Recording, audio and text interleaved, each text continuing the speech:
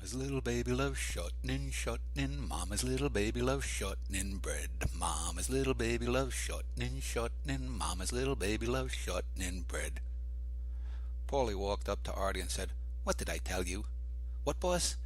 Did I tell you to knock it off with the singing or not?" "No, boss, you didn't." "I didn't. You gonna stand there and lie to me, kid?" "No, boss, you told me not to whistle. I wasn't whistling, I was singing. You didn't say nothing about singing." Paulie was agog at how stunad Artie was. "Did you like it, boss? That was shortening bread." "I know the song from when I was a kid." "Who the fuck are you, Bugs Bunny?" "What?" "Listen, numbnuts, when I say no whistling, I mean no noise. Capiche? No singing, no dancing, no playing the kazoo. Got it?" "Sure, boss, sure. I just thought you liked my crooning style. My uncle says I'm like Enrico Caruso." "Your uncle lied. Now shut up." "Okay, boss." That's when Paulie saw a few cookies on the counter next to a glass of half-drunk milk. He said to Artie, "What the fuck is this?" Artie said, "What, boss?" I asked, "What the fuck is this? Cookies and milk? Did a bunch of 5-year-olds come to drop some cash?" "No, boss, but a lady and her gentleman friend came by and, well, they wanted some milk. Someone suggested some Oreos to dunk, but we didn't have any, so we gave them what we could find, which was some Hydrox." "Hydrox, eh? These ain't Oreos?"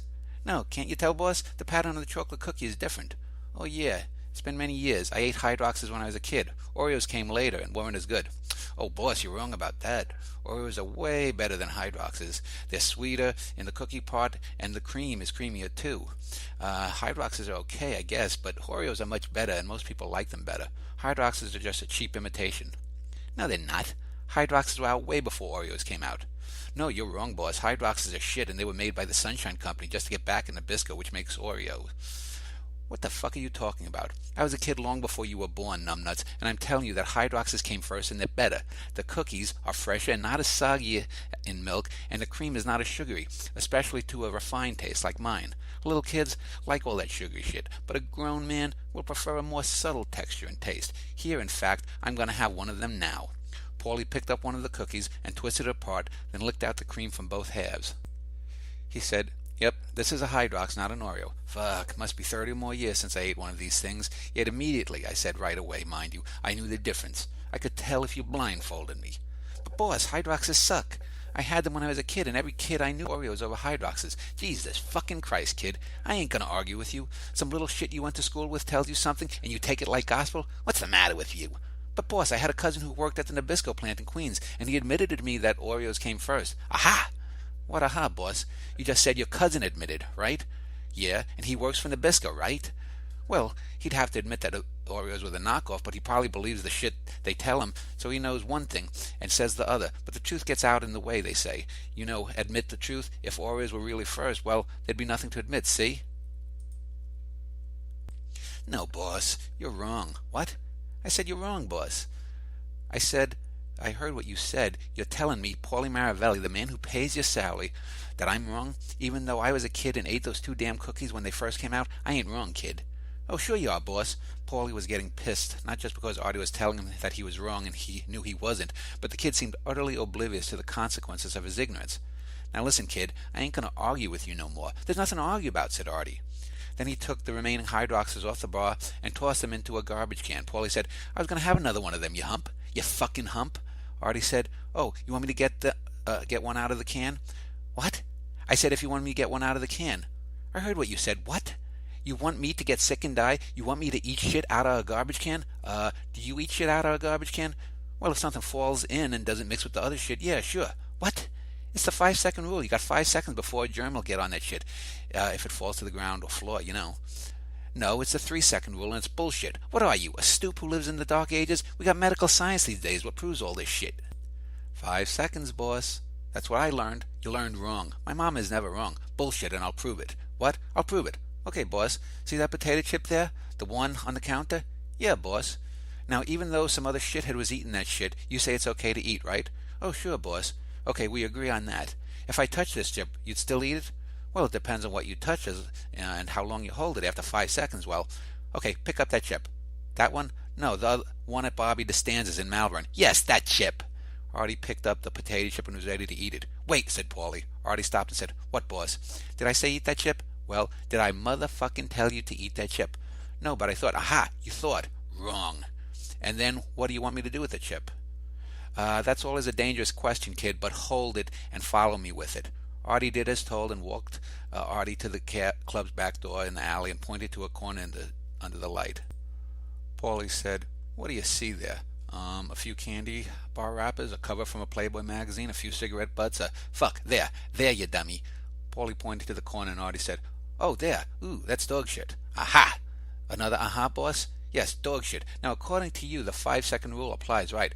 So if I told you to stand over that dog shit and drop that edible chip, and we both agree that you can eat that, right? If I tell you to drop that chip in that dog shit, and then you have to pull it out after 3 seconds, a good 2 seconds before your rule applies, then you are telling me that it's all right to eat, right?" "Oh, no way, boss. Wait a minute, Mr. Big-Time fucking philosopher. I thought you just gave me a scientific rule straight from Mama DeBruzzo's lips." Well, nothing. You just said there's a 5-second rule, and yet you don't want to live by it. Well, 5 seconds for normal stuff, a floor, a table. I mean, if you sneezed on it, it would have cold germs too, even after 1 second. That's not what you call a fair comparison, boss.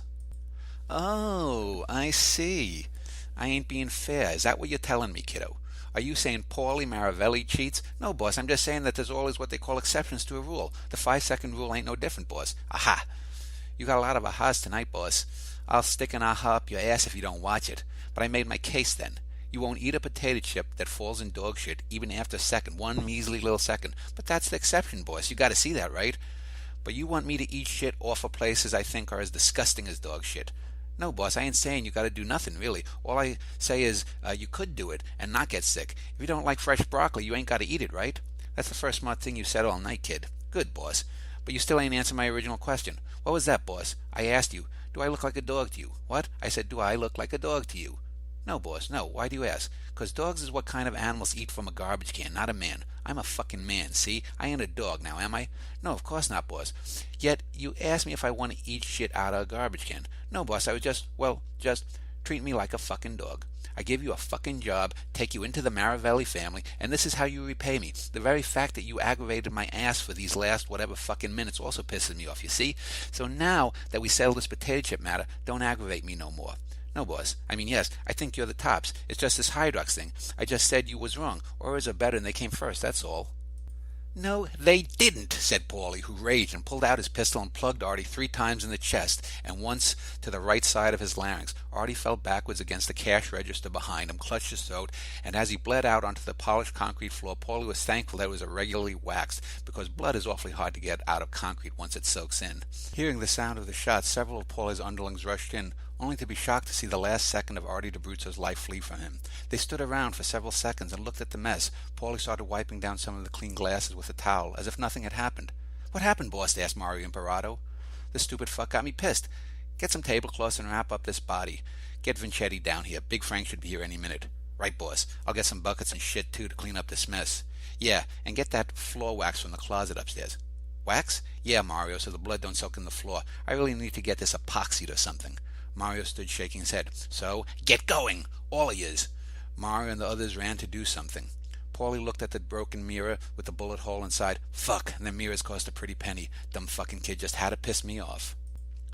He walked behind the bar and opened a bottle of beer on the stationary bottle opener and swigged as he stood before the body. Paulie said, "You dumb fucking kid. Why'd you go and make me do that?" Just then Vito Vincetti came down the stairs fixing his belt. He was munching on some shit and leaving a trail of crumbs behind him. "Where the fuck were you, Vito? Didn't you hear the gunshots?" No, boss, I was up on the 4th floor, he said as he stood over Artie's body and crumbs fell on the corpse. "Why?" "Hey, show some respect for the dead." "What? Look down, Vito." "Oh, he's dead. You figured that one out all by yourself." Vito smiled with pride. "Now do what I say, and don't drop crumbs on the corpse." "Oh, sure," said Vito as he wiped his mouth. Paulie said, "I told you before, Vito, don't be eating over dead people. Now, where was you?"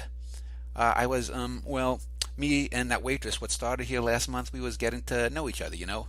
"That explains why you didn't hear nothing. Tell me, Vito, have you ever gone a full fucking month without cheating on that beautiful wife of yours?" "Oh, sure, boss." "Oh, yeah? When?"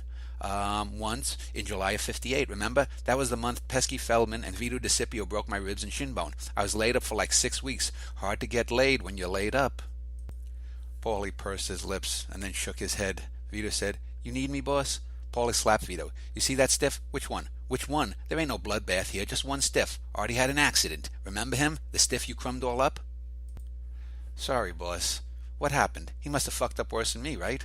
The kid pissed me off and I lost my temper. God damn it, I didn't mean to do it, but what can you do? It's all water under the bridge now. Want me to chop him up, boss? No, Vito. Ain't you and Peeper's Master Nori going fishing tomorrow? Yeah, out on Long Island Sound. You going with people or renting your own shit? Renting, boss. Good, that's perfect. You can then drop off our friend here into Davy Jones's locker. Where's that, boss? What? Dump him into the sea, you dumbass. But what about this Jones guy? It's a saying. Oh, here's Peeper now. Peeper, I was just telling Vito that I want you and him to go dump this kid's body into the Long Island Sound tomorrow when you go fishing. Peeper said, hey, no problem, boss. It'll be even better than bait. All that blood, that'll bring the sharks. And when they come, all the other fishes scatter. About a mile out from where we dump them, all the other fishes will come swimming by. This'll work out great. We can bring some fish back for you, boss. What do you like? Me? I ain't big on fish. Makes me get the shits, Peep. Vito was just shaking his head. What are you grinning at, you big ape? Nothing, boss. Just waiting for when they wrap the body up. Paulie said, yeah? Well, wipe that grin off your face, you dumbass. Vito said, I might not be the smartest guy in the world, boss, but at least I like anchovies. Paulie paused, dropped his scowl and said, what the fuck is that supposed to mean? Vito grinned and was silent. I asked you a question, Vito. Well, it sounded smart, deep. No, Vito. No, it didn't.